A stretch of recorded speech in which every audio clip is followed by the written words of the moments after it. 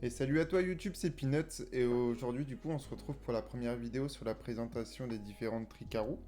Du coup là on va partir sur la tricarou la plus simple, c'est vraiment la tricarou la moins demandante en runes. Vous verrez la défense qu'il faut justement pour cette tricarou, pour cette team précisément, est vraiment très faible. C'est vraiment la plus faible au monde.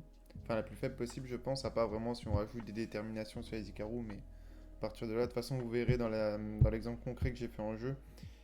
Vous verrez quelque chose qui... Je peux pas le faire en gros. Donc pour cette Ricarou, c'est très simple. Vous partez sur les 3 Icarus classiques, le Verdeel pour les dégâts et Cunit. Je vous expliquerai directement en jeu pourquoi Cunit. Cunit, du coup, c'est la gargouille feu. Je vais vous expliquer directement en jeu pourquoi est-ce qu'on peut utiliser ce monstre. Et donc pour les runages, c'est simple, c'est 2 déterminations sur chaque Icarus. Le troisième set en broken, c'est pas grave. Pour le Verdeel, vous mettez un set détermination. Là, c'est vraiment le plus simple, le moins demandant possible en défense que je vous fais. Donc c'est pour ça que un détermination sur Verdeel, c'est aussi bien. Comme ça, vous grattez encore plus de def. Et du coup, le Cunit, 3 déterminations, vous comprendrez directement en jeu pourquoi.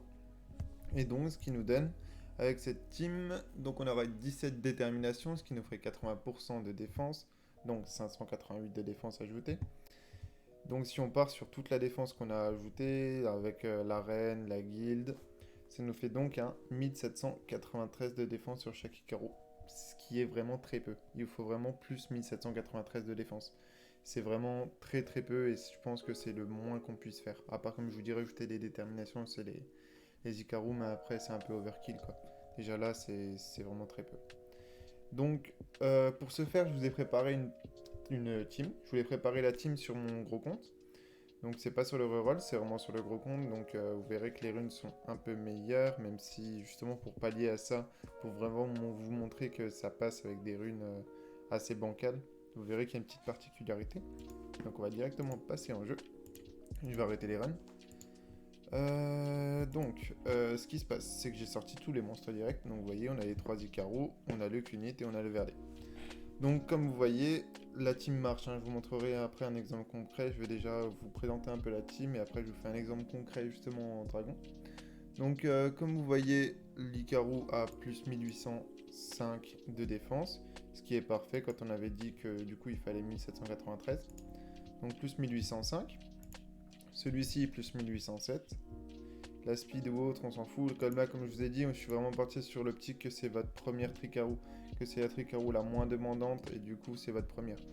Je la cale en première Tricarou parce que c'est la plus facile à faire, mais c'est peut-être pas la première si vous n'avez pas Cunit en fait. Si vous n'avez pas la gargouille de feu, c'est vrai que c'est pas la plus simple. Enfin, il vous faut directement passer sur la numéro 2. Ça, c'est une certitude. Mais du coup, celle-ci est la Tricarou la plus simple et la moins demandante possible. Donc on aurait les 3 Icarus. Donc vous voyez qu'ils tournent autour de la def qu'on avait dit.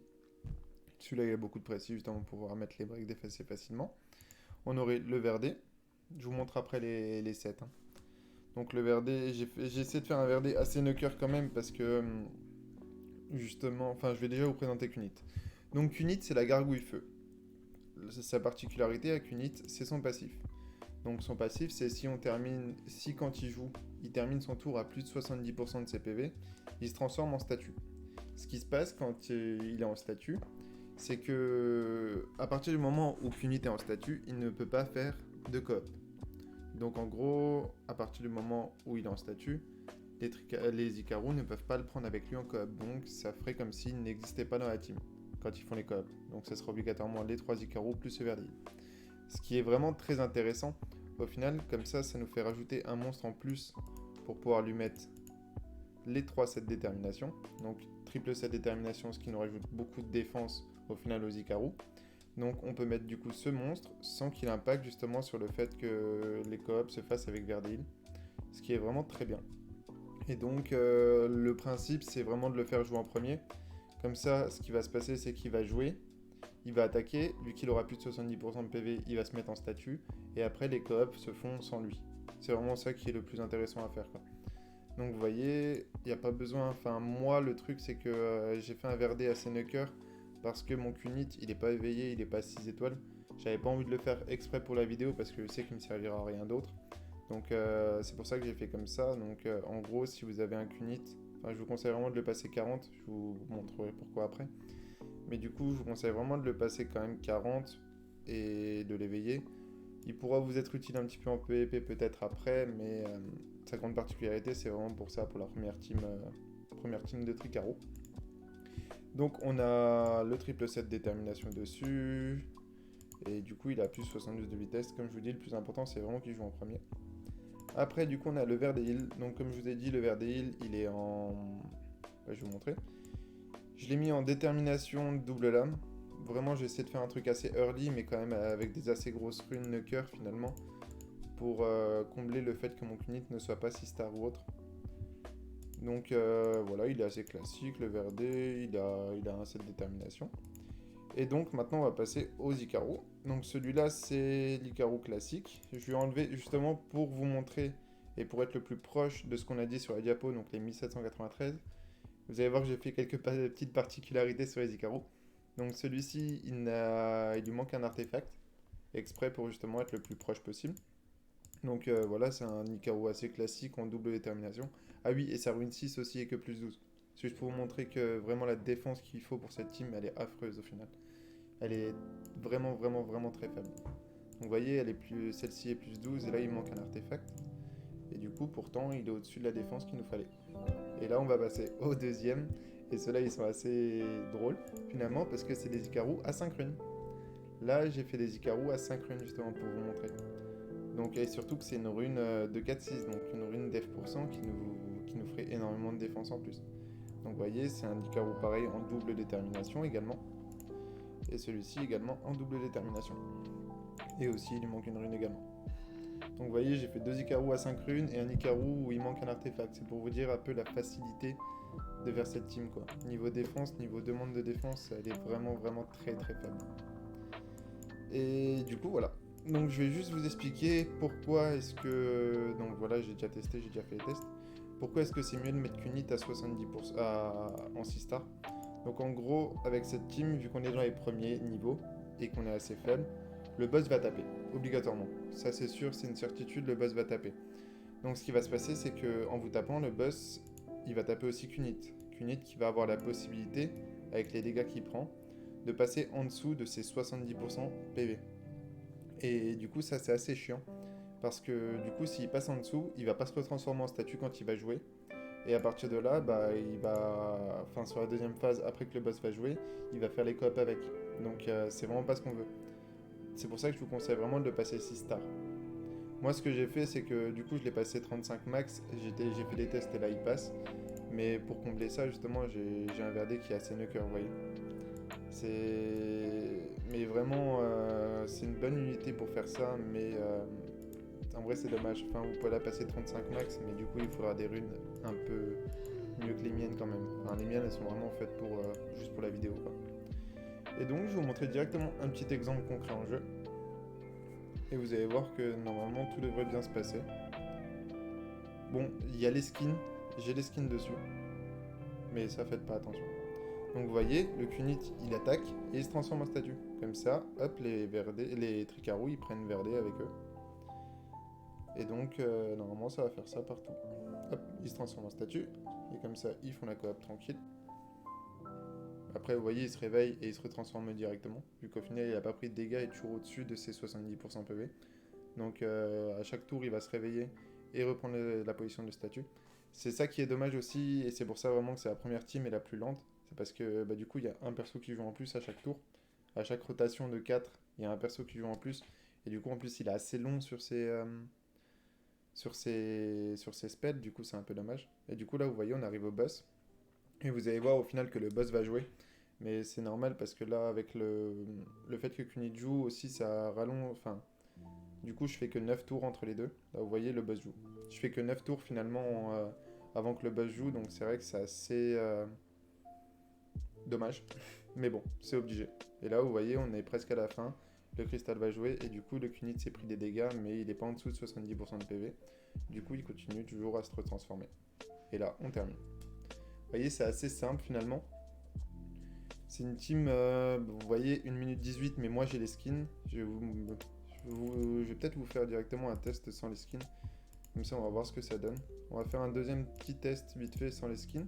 Comme ça, en même temps, ça nous donnera une petite référence Donc là, on a fait une 18 avec les skins. Je vous passe ça vite fait.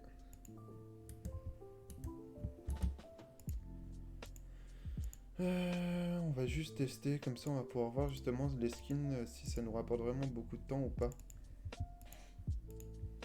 Bon, ça va être assez long, je suis désolé, le temps que je change les 4 skins.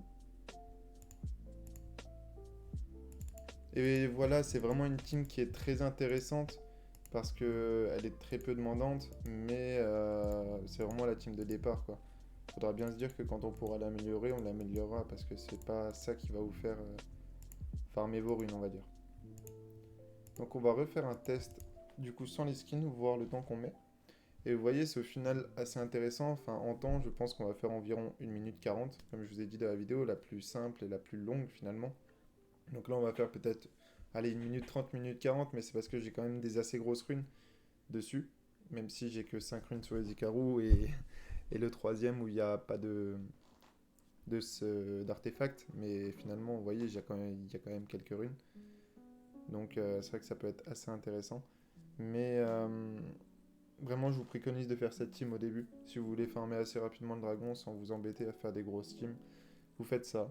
Vous faites la team là, et quelquefois vous avez farmé, vous continuez un peu de farmer vos bêtes quelquefois, vous n'êtes pas obligé de les farmer tout le temps.